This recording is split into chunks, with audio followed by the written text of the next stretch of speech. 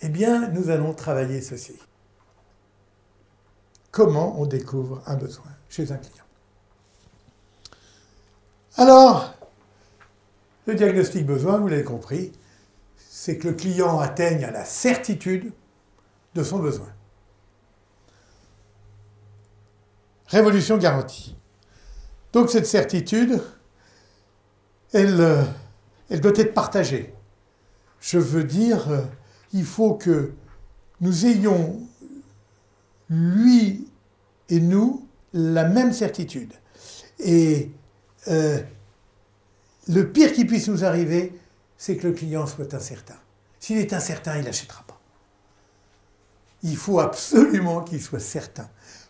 Pas certain du produit, ça c'est la conviction. Certain de son besoin. S'il doute de l'intérêt de souscrire à une mutuelle, ça ne va pas le faire. Il faut qu'il reconnaisse ce besoin. Donc on va travailler dessus.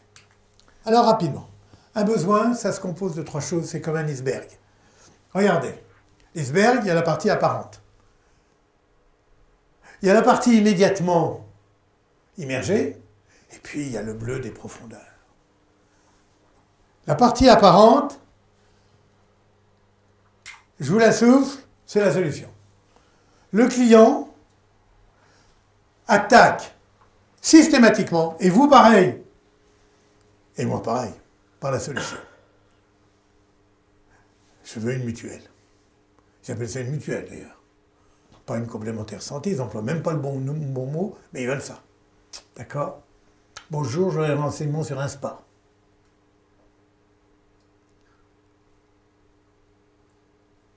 Et vous? Ben c'est pareil, ils veulent des joints, vous, assurance vie, vous,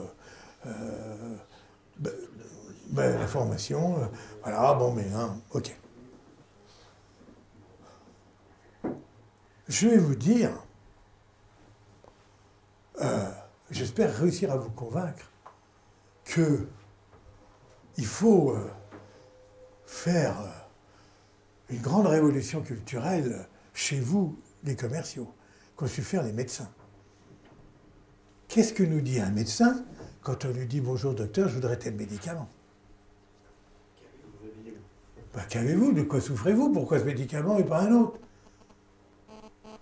Mais c'est ce que font nos clients. À nous, ils nous demandent de la formation. C'est pas normal. Il faut vous gagner tous en fierté. La fierté, c'est que l'expertise produit, c'est nous qui l'avons, c'est pas lui. D'accord? Donc c'est pas lui qui me donne le médicament. Alors je vais vous dire, quand on prend de la bouteille, comme moi, ben, on gagne en certitude, ça c'est vrai, il faut bien des petits avantages quand même, hein, prendre des cheveux blancs, d'accord? Mais on gagne en certitude, ok? Et cette certitude, c'est que la solution c'est moi. Et c'est pas lui qui va me l'imposer. Il y a une responsabilité importante, car vous êtes d'accord avec moi, j'en suis convaincu, que si ça ne marche pas, il nous faut tout sur le dos. C'est nous les fautifs. Hein. C'est le mauvais joint, la mauvaise assurance, le mauvais sport, la mauvaise formation et la mauvaise mutuelle. Les clients sont terribles. Ils sont beaucoup moins honnêtes que nous. C'est vrai ce que je vous dis. C'est un vieux vendeur qui vous parle. Le tricheur, c'est le client, c'est pas nous. Quand il dit « je vais réfléchir », il se barre. Quand il dit « je vais en parler à ma femme, mon œil », d'accord, il triche tout le temps. Nous, on a trop peur de l'effet boomerang. On a trop peur de se reprendre dans le nez la porte du saloon. OK? Donc, il faut faire ce que fait le médecin. Donc, que fait le médecin quand on lui dit tel médicament? De quoi vous souffrez?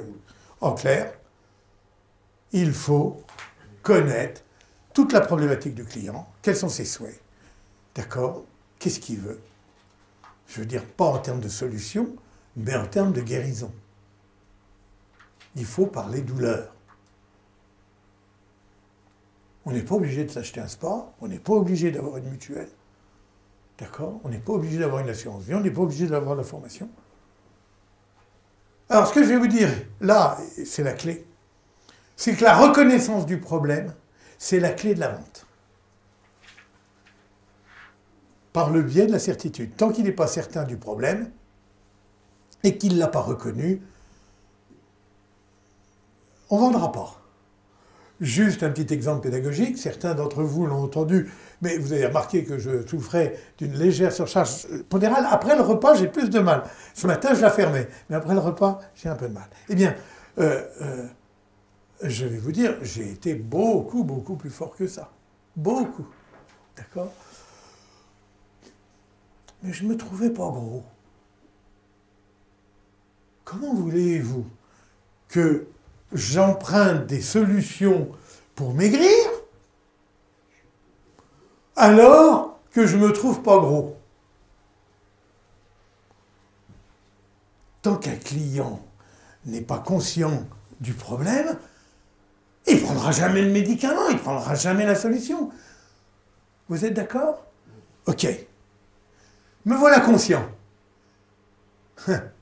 Faut-il encore que j'ai envie de maigrir? Vous êtes tous d'accord? Bien. Parce que si je vous dis, bon là, il y en a marre de cette tyrannie là des maigres. Moi je suis bien dans ma peau. On appelle ça un bien portant. On n'appelle pas ça un mal portant, mais un bien portant. Vous m'enquiquinez? Eh bien c'est cuit. Je reconnais le problème, mais je vous dis flûte. Donc il faut un autre levier. C'est là l'acceptation qui est un peu plus loin. La motivation. C'est qu'il faut que je sois motivé et que j'ai envie de régler le problème. Donc pour vendre, il ne faut pas parler de solution, on va le voir. Il faut trouver le problème du client et sa motivation à le régler. D'accord? Sinon, eh ben, il n'y a pas de besoin. Mais dans la motivation, il y a le cœur du réacteur. À votre avis, pourquoi maigrir? Pour continuer à plaire à votre épouse et puis pour éviter les problèmes cardiaques. Voilà. Attention, alors, attention. Ça peut être l'un ou l'autre ou les deux. Là, Philippe, il me fait un tir groupé, il me dit, toi, mec, à ton âge, c'est les deux. Mais c'est encore pour la séduction. Voilà.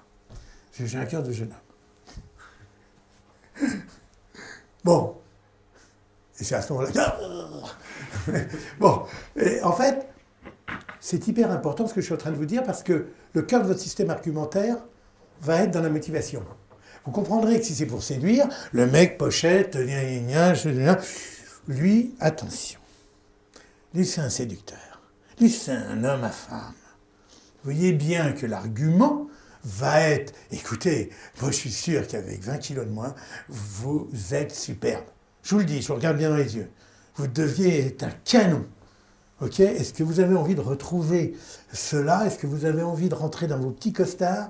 Est-ce que vous avez envie que les gens se retournent? Ils l'ont fait.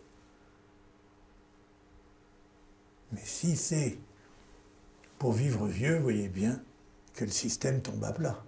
Vous voyez, mes amis, que si c'est pour vivre plus vieux, parce que j'ai un médecin qui m'a dit, mon vieux, avec votre boulot debout à haranguer les foules, votre durée de vie est très très limitée. À partir de là, vous voyez bien que le système argumentaire n'est plus la séduction. Le système argumentaire, puisque ma motivation, ben, c'est de vivre, ok? Eh bien, c'est de dire, est-ce que vous avez vu des vieux gros? Ils sont morts. Est-ce que vous les gagnez 10 ans, 15 ans? Moi, je suis capable de vous les offrir.